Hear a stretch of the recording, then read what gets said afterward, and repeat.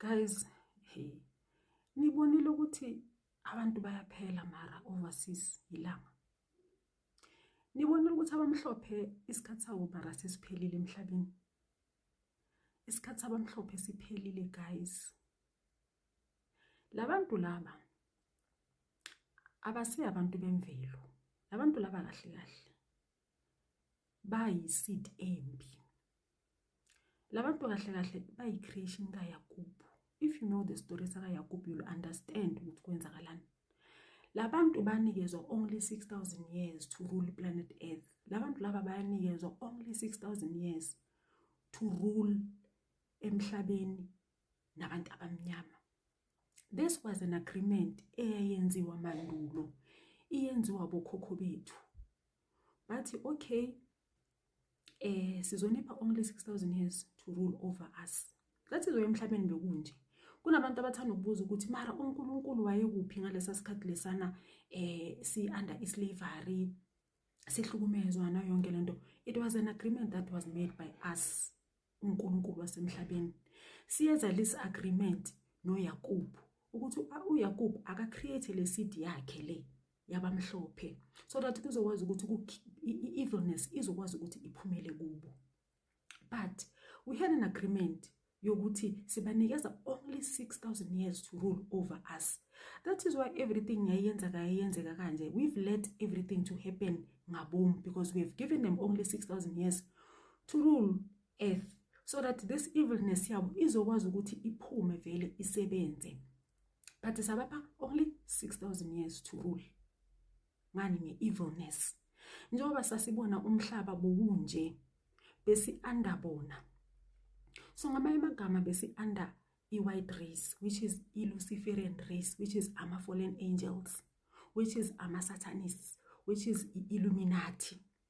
So isikhathi sabo nganza kwethu siphelile njengoba nibona kwenzakala kanje.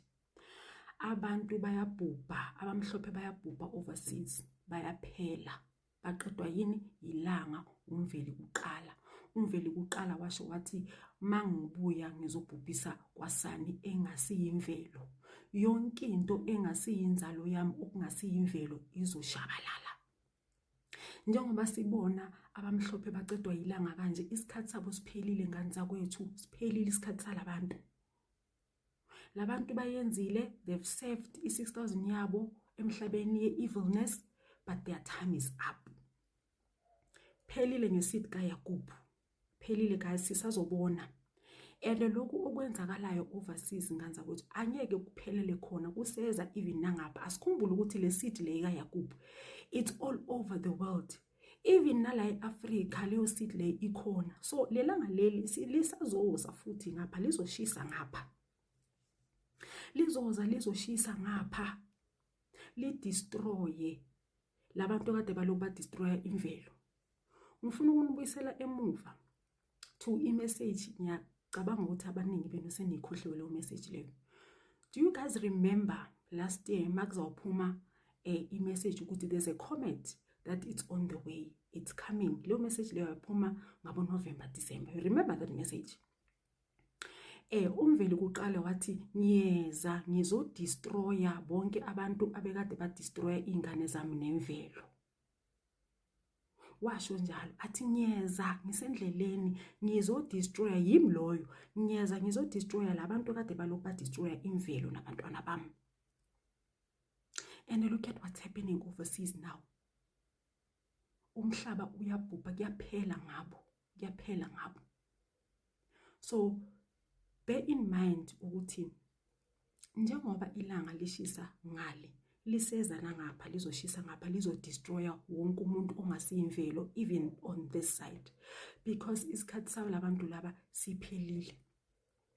You know what this information has been prophesied by uMalachi Ziyok. Malachi Ziyok wrote a book called The End Times. Naila, The End Times. If you guys can download this book, you'll get this information. Is there. This information, it's in the holy tablets. These holy tablets that are found in the stones of Egypt. This information is there. Le information le yenzakala manje usho ukuthi yonke into yenzakala manje iyenzeka ngabomu, it must happen. Kwamele iyenzeke. Njengoba ngisho ngithi labantu baphiwa wokhokho bethu i-rulership for 6,000 years. Abantwana bakaYakob kwathiwa 6,000 years only you can rule. Afterwards, you guys are living and for good. But kulaba abazobe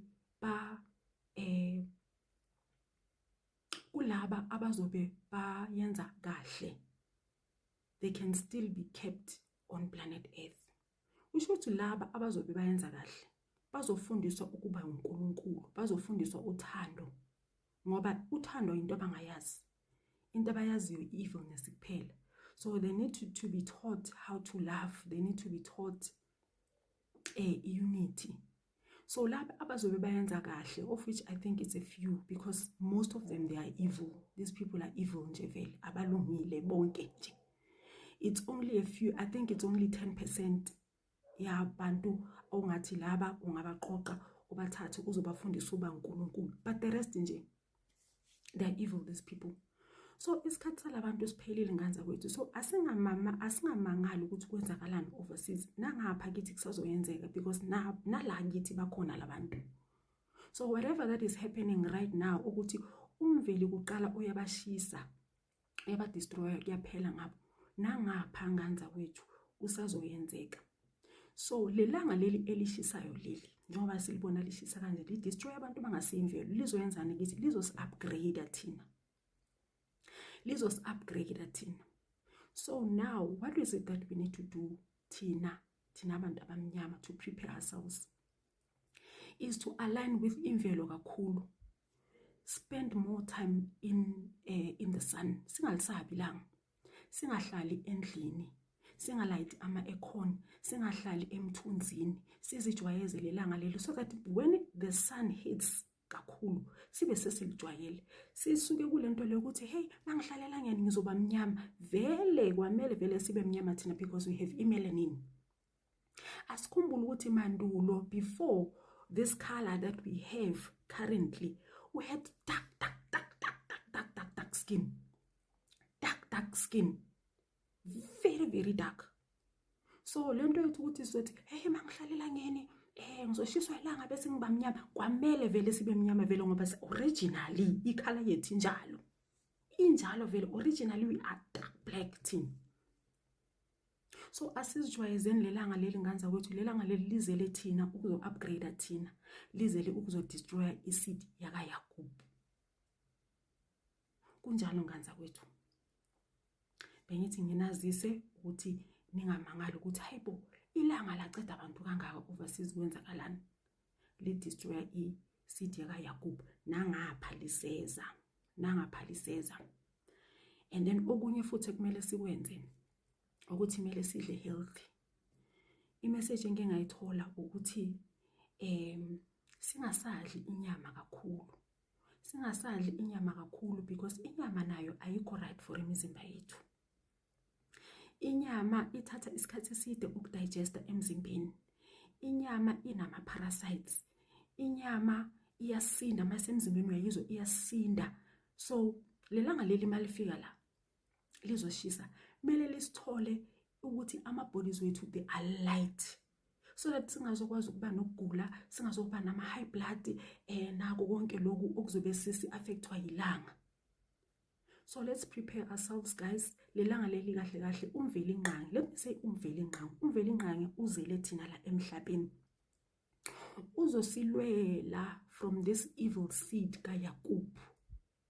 Even in the books, iy'ncwadi zasho, le ncwadi lezi engikhuluma ngazo ziyasho. Even you can check in i-Black Root Science. I-Black Root Science iyasho ukuthi lesikhathi lesi sizofika, and lesikhathi lesi sikuso manje esiphila kuso right now, yiso leso sikhathi leso saprofesayo kudala, kwakhulunywa ngaso kudala leso sikhathi.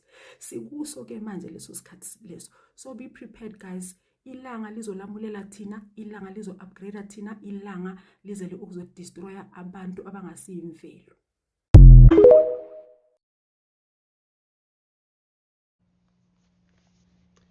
So here's the entire plot. The very, very wealthy white men read the financiers, the tech bros, and the business men, the white ones, all of them. Their plan is to be in charge of the entire world and to have all other people at their service. As ridiculous as that sounds, that's it. What they want are two classes. Forget democracy, it isn't working for them. Two classes of people. Them, the very white, wealthy ones, call them the Epstein class, if you will, touched by God to be the chosen ones.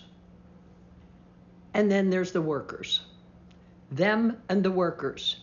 No middle class, no upper class, no lower middle class. There's only the serfs and the kings, the serfs and the lords. And that's their plan. How do they get to that plan? It's simple. It's a bunch of steps, and they're doing them right now, all at once.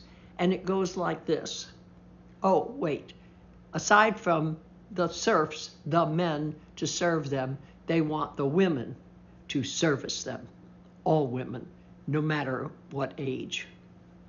Here are the steps that are already in play. One, get rid of useless people. Get rid of useless people. Who are the useless people to them? They are the old, the disabled, the sick, the cut all aid, for instance, to children with disabilities, cut all aid to seniors, cut all aid, and cut all aids to groups that aren't going to serve you, like LGBTQ. So cut all services. Cut, as far as you can, all nonprofits that serve these groups. Attack those nonprofits. Get rid of every institution that might protect all of these classes of people who do not serve these rich people. So get rid of the press, get rid of Congress, get rid of the courts, get rid of advocacy group, get rid of nonprofits. All of those are underway. 3, get women reproducing, because there's going to be a shortage of those white men serving them and black men serving them. There's going to be a shortage of them. So there's a shortage worldwide of new babies, by the way, if you didn't know. So you got to get women reproducing. So first, of course, no abortion. Second, no birth control. 3, get them out of the workplace, get them out of graduate schools, get them into the house reproducing. That's the role for women in this society. Reproduce. Next, destroy public education. They're well on their way to destroying public education by ignoring, for instance, the difference between church and state, so that private institutions that serve the children of wealthy people are benefiting, and the attacks on public education have been relentless and quite successful. And finally, lower wages for everyone and raise taxes for everyone but themselves. For themselves, it's higher rewards and lower taxes. That's it. It's a many-portion review of many portions, steps, all of which are happening in real time.